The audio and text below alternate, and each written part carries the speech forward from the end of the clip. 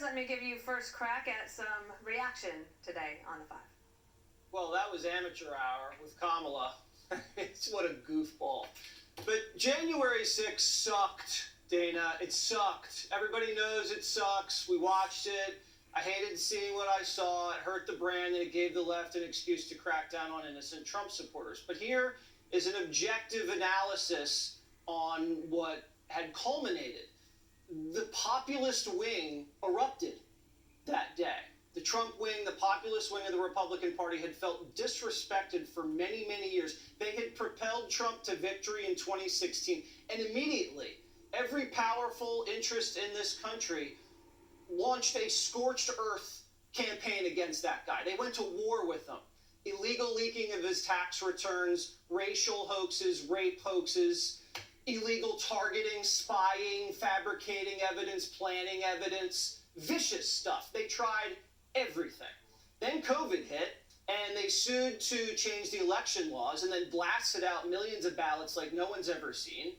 Then all of a sudden Zuckerberg drops $500 million with a B to pay for these private election activists to layer on top of the state election officials, unprecedented. Then big tech spikes the laptop from hell, the Republicans' October surprise. And then it takes nearly a week to count the votes after the election. So Republicans genuinely felt cheated. They felt robbed. They couldn't prove it in court, but they felt after 4 years of those shenanigans that something was off. It was a culmination of a lot of just nasty skullduggery. Here are the facts, though, Dana. Reuters reports FBI has found no evidence that the January 6th attack was the result of an organized plot to overturn the presidential election. No evidence that Trump or his team were involved in organizing the violence. No seditious conspiracy, no grand scheme. And the vast majority of the people charged were charged with trespassing, which, by the way, isn't even a crime in Manhattan anymore. New York Times reported there was an FBI informant, at least one, inside the mob. And mysteriously, we still don't have an answer as to why the Capitol was left so unprotected that day. The feds are fighting us in court, withholding the video evidence of that day.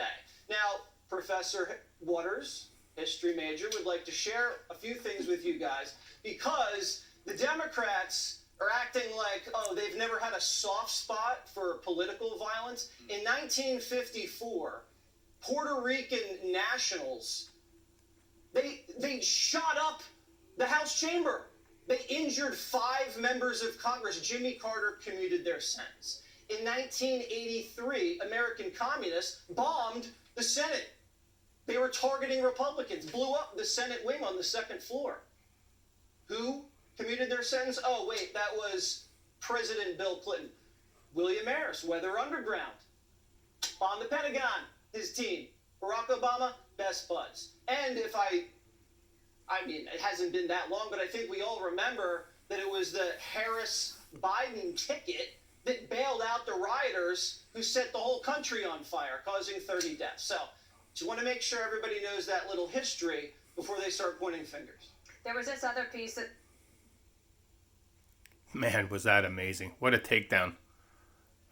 Honestly didn't know about the 54 and don't remember the 83 scenario with the Senate. So I'm going to have to look that up. Good job, Waters. I mean, that was about as solid as a takedown as I can actually imagine.